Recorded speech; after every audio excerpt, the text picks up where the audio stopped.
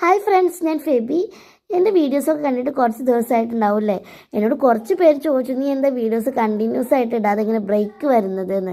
അതിൻ്റെ റീസൺ ഇതാണ് കേട്ടോ. ഫാബിമോൻ ഒട്ടും വയ്യ, അവന് ജലദോഷം, പനി, കഫക്കെട്ടൊക്കെ ആയിട്ട് ഏകദേശം ഒരു 2 മാസത്തോളമായിട്ട് ഞാൻ ബുദ്ധിമുട്ടാൻ തുടങ്ങിയിട്ട്. എന്നാൽ അതിൻ്റെ ഇടയിൽ സമയം കിട്ടുമ്പോൾ ഞാൻ വീഡിയോസൊക്കെ അപ്ലോഡ് ചെയ്യാറുണ്ട്. പക്ഷെ കുട്ടികളുടെ സ്വഭാവം നിങ്ങൾക്ക് അറിയാലോ.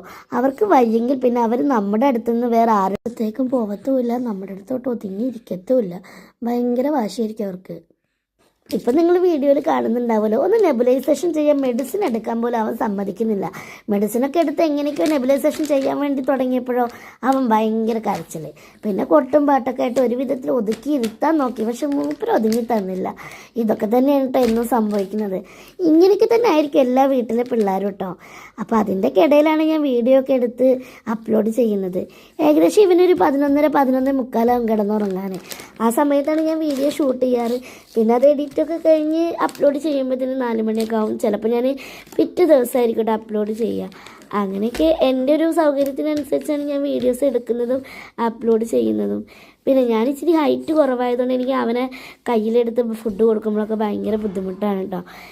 സാധാരണ ഉമ്മയാണ് ചെയ്യാറ്. ഇപ്പം ഞാൻ എൻ്റെ ദിവസങ്ങൾ കുറഞ്ഞു വരികയാണ്. ഇനിയിപ്പോൾ ഞാൻ ഇവിടുന്ന് ഇക്കാൻ്റെ വീട്ടിലോട്ട് പോകാനുള്ള സമയമായി തുടങ്ങി. അപ്പം ഉമ്മ പറഞ്ഞു, നീ എന്തായാലും പഠിക്കും, ഒറ്റയ്ക്ക് ചെയ്ത് പഠിക്കും, എങ്കിലേ അവിടെ ചെല്ലുമ്പോൾ നിൻ്റെ കാര്യങ്ങളൊക്കെ നിനക്ക് കുറച്ച് ഈസി ആയിട്ട് തോന്നത്തുള്ളൂ എന്ന് ഉമ്മ പറഞ്ഞു.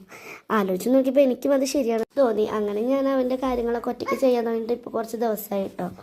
അപ്പോൾ അവനെ തുടപ്പിച്ച് ഡ്രസ്സൊക്കെ മാറി മരുന്ന് കൊടുക്കുന്ന സീനാട്ടോ നിങ്ങൾ കാണുന്നത്. മരുന്ന് കൊടുക്കാൻ വലിയ ബുദ്ധിമുട്ടൊന്നുമില്ല. നമ്മളൊരു പാട്ടും പാടി തലയൊക്കെ നാട്ടി കൊടുത്താൽ അവൻ കുടിച്ചോളും. അങ്ങനെ മരുന്നൊക്കെ കുടിച്ച് കഴിഞ്ഞപ്പോൾ മൂപ്പര് എന്ത് ചെയ്തു, ഒന്ന് വോമിറ്റ് ചെയ്തു. അപ്പോൾ ആ ഉടുപ്പ് ചീത്തയായി. അപ്പോൾ ഞങ്ങൾ വേറെ ഉടുപ്പൊക്കെ മാറ്റി അവനെ കിടത്തി ഉറക്കിയിട്ടോ.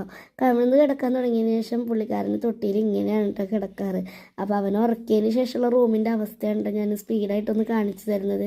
അപ്പോൾ ഇതൊക്കെ ഒന്ന് ക്ലീൻ ചെയ്യാമെന്ന് വിചാരിച്ചിരുന്നപ്പോഴാണ് ഫൈസി കഞ്ഞി വേണം പറഞ്ഞിട്ട് വിളിച്ചത്. അപ്പോൾ അവന് കഞ്ഞിക്ക് എന്ത് കറി വേണ്ടതെന്നൊക്കെ ചോദിക്കുകയാണ് ഞാൻ. അവന് ലൂസ് മോഷനും പനിയായതുകൊണ്ട് കഞ്ഞി തന്നെയാണ് കേട്ടോ കൊടുക്കാറ് 3 നേരം.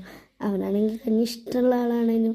അപ്പോൾ അതൊക്കെ കൊടുത്തതിന് ശേഷം ഞാൻ റൂമൊക്കെ ഒന്ന് നന്നായി ക്ലീൻ ചെയ്തു കേട്ടോ. പിന്നെ ഞാൻ കുറച്ച് തുണികൾ തോരിടാനുണ്ടായിരുന്നു. അപ്പോൾ ഞാൻ ഫൈസിനോട് ചോദിച്ചു, നീ ഒന്ന് ക്യാമറ ഹാൻഡിൽ ചെയ്യുമെന്ന്.